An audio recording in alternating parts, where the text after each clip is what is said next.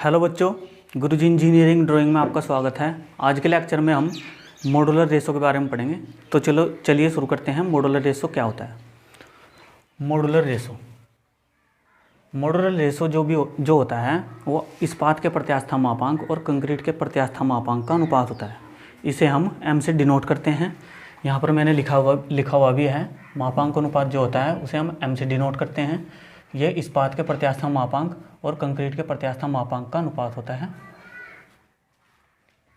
जो इस्पात का प्रत्यास्था मापांक होता है उसका मान हम 2 गुणा 10⁵ न्यूटन प्रति mm² लेते हैं और इसी का जो मान होता है यानी कि कंक्रीट का प्रत्यास्था मापांक वो हम 5000 √ FCK लेते हैं। जो FCK इसमें होता है, जो इसमें FCK होता है वो कंक्रीट की अभिलाक्षणिक सामर्थ्य होती है। ठीक है। अब मैं आपको एक बहुत ही ज़रूरी बात बताना चाहूँगा। जो m का मान होता है वो m का मान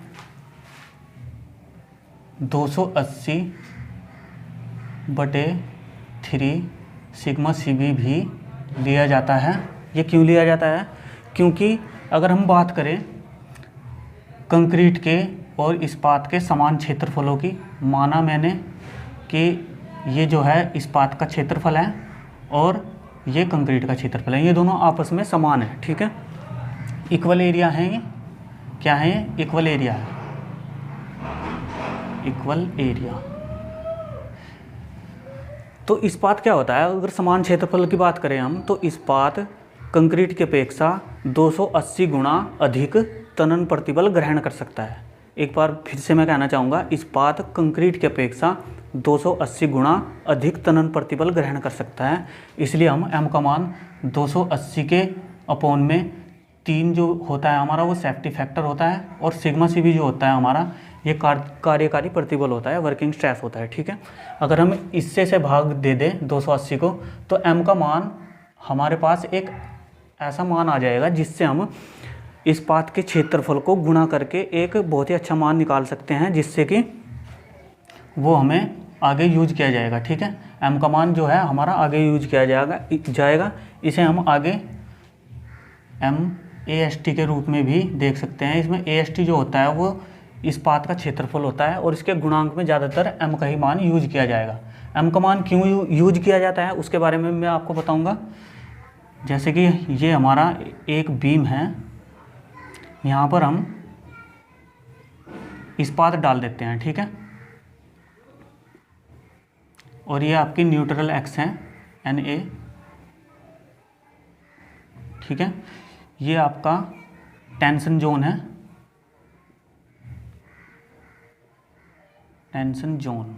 ठीक है। इस टेंशन जोन में जो ये आपका कंक्रीट है इधर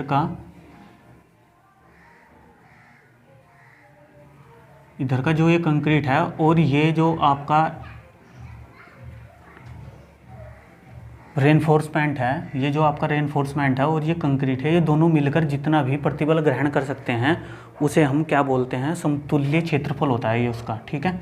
ये आपके टेंशन जोन का समतुल्य क्षेत्रफल होता है और समतुल्य क्षेत्रफल में जितना भी प्रतिबल ग्रहण किया जाएगा वो इस कंक्रीट और इन बार्स के कारण ही ग्रहण किया जाएगा। इसलिए इसका क्षेत्रफल हम MAST लेते हैं। ठीक है। ये m हमारा मापांक अनुपात हो गया जो कि इससे निकाला जाता है। ठीक है। और AST के क्षेत्रफल से अगर हम इसमें गुणा कर दें तो जितना भी ये क्षेत्रफल है, ये समतुल्य क्षेत्रफल, उतना पूरा का पूरा ही आपका टेंशन जोन में तनन प्रतिबल ग्रहण करेगा। इसलिए हम एक रेशो ले लेते हैं जिससे कि हमें पता चलता है कि हम लगभग उसकी सीमा ज्ञात कर लेते हैं। ठीक है। तो चलिए अब आगे बात करते हैं।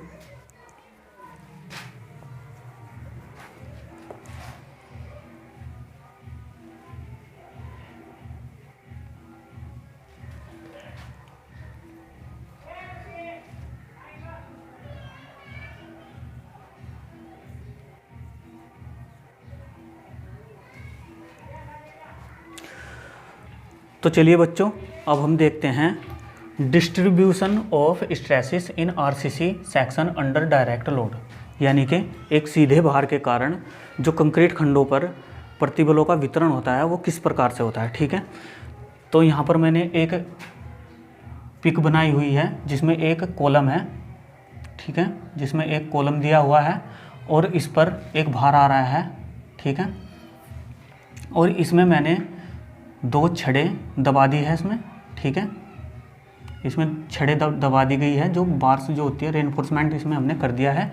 और ये जो बीच का क्षेत्रफल है ये आपका कंक्रीट का क्षेत्रफल है, इसे हम कंक्रीट बोलेंगे। ठीक है, तो अगर हम इस पर ध्यान दें, जो हमने ये कॉलम बनाया है इस पर अगर हम ध्यान दें तो इसकी अक्ष कौन सी है, इसकी लॉन्गिट्यूडिनल अक्ष है। ठीक है, और ये लॉन्गिट्यूडिनली सेक्शन बनाया हुआ है मैंने। इसकी अक्ष और भार की अक्ष दोनों समान है। अगर ऐसी स्थिति हो कि जब कंक्रीट खंड की अक्ष और भार की अक्ष दोनों समान हो तो उस पर सीधे प्रतिबल उपजते हैं। ठीक है, तो इस पर जो भी प्रतिबल इस भार का जो भी विरोध करेंगे, जो प्रतिबल होंगे वे सीधे ही प्रतिबल होंगे। ठीक है, उन्हें हम डायरेक्ट स्ट्रेस भी बोलते हैं।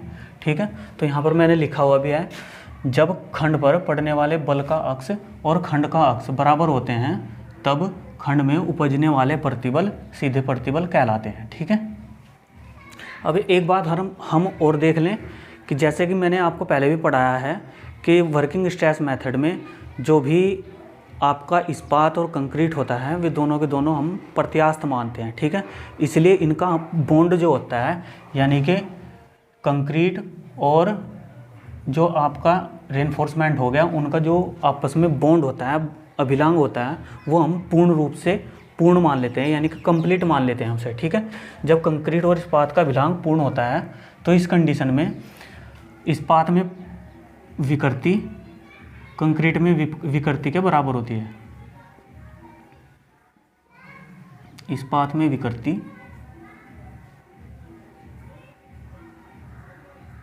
कंक्रीट की विकृति के बराबर होती है।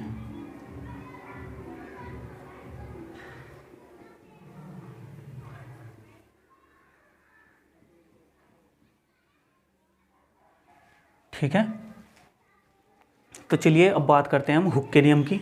हुक का नियम हमें क्या कहता है? हुक के नियम से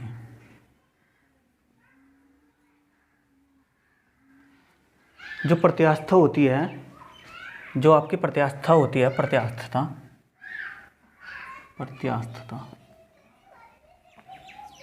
उसका सूत्र तो आपको पता ही होगा। प्रत्यास्थता का सूत्र होता है प्रतिबल बटे विकृति।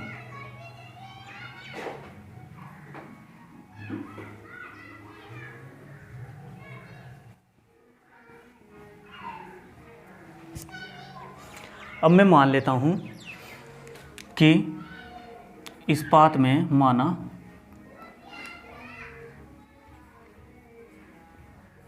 माना इस्पात में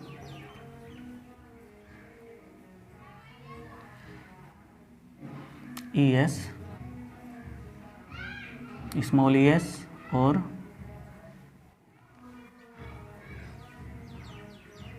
सिग्मा SC। ठीक है, ये जो है इस्पात में और कंक्रीट में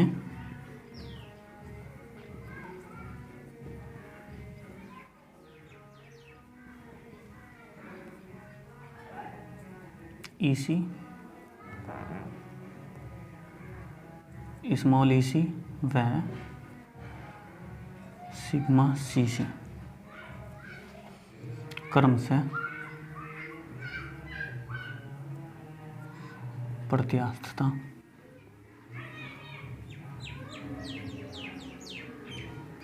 विकृति और प्रतिबल के मान है।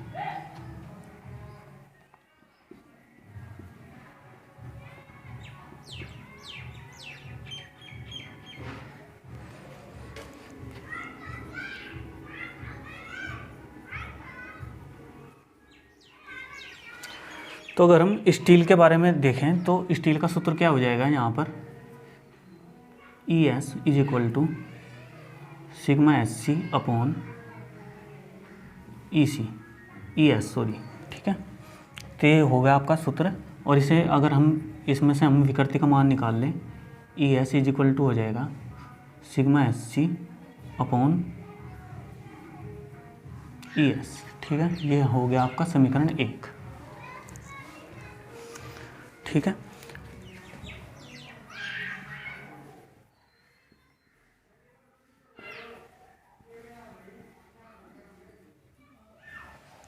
और यदि मैं कंक्रीट की बात करूं, कंक्रीट के लिए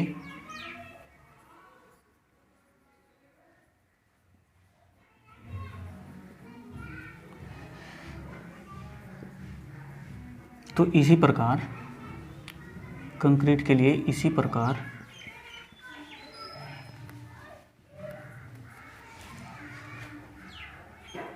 ई c is equal to sigma c c upon e c, ये मान लिया मैंने समीकरण 2। ठीक है, और जैसे कि मैंने आपको बताया कि इस्पात में विकृति कंक्रीट में विकृति के बराबर होती है, तो इसलिए हम समीकरण 1 और 2 को बराबर रखते हैं। ठीक है, चूँकि कंक्रीट इस्पात में विकृति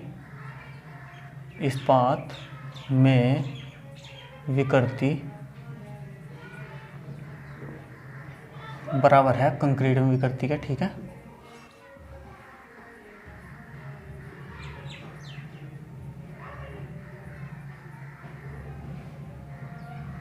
ठीक है, तो चलिए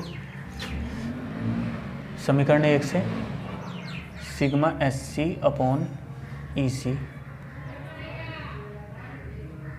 ई एस बराबर होगा sigma c c upon e सी। ठीक है, तो इसे जो है कंक्रीट का जो कार्यकारी प्रतिबल है उसे हम इस्पात के कार्यकारी प्रतिबल के अनुपात में रख लेते हैं, sigma S C upon sigma c c, और इस्पात के प्रत्यास्था मापांक के अनुपात में हम कंक्रीट का प्रत्यास्था मापांक रख लेते हैं। ठीक है, तो ये अभी मैंने आपको मॉड्यूलर रेशो में पढ़ाया कि इस्पात के प्रत्यास्था मापांक और कंक्रीट के प्रत्यास्था मापांक का अनुपात जो होता है वो आपका वो मॉड्यूलर रेशो होता है, यानी कि m होता है। ठीक है, तो इसे हमने m मान लिया। ठीक है, तो ये जो सिग्मा सी सी है इधर भाग कर रहा है, इधर जाके ये गुणा करेगा, तो इसलिए इधर सिग्मा एस सी के बराबर हो गया आपका m सिग्मा सी सी। तो ये जो है आपका, ये आपका एक बहुत ही अच्छा सूत्र निकल के आया है।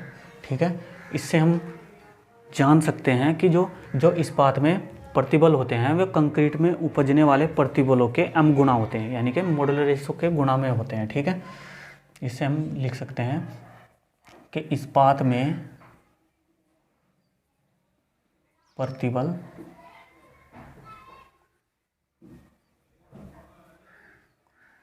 कंक्रीट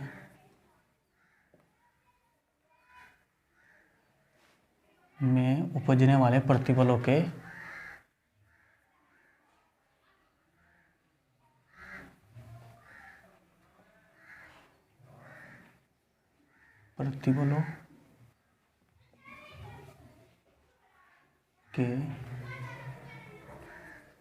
m गुना होते हैं। और इससे एक बात और सामने आती है निकल के कि जो इस्पात का क्षेत्रफल होगा वो कंक्रीट के क्षेत्रफलों का m गुना होगा। ठीक है, तो बच्चों आपको हमारा लेक्चर कैसा लगा? यदि आपको हमारा लेक्चर पसंद आया हो, ये वीडियो आपको अगर पसंद आई है तो इसे ज़्यादा से ज़्यादा शेयर कीजिए और हमारे चैनल को सब्सक्राइब करना ना भूलिएगा। जय हिंद।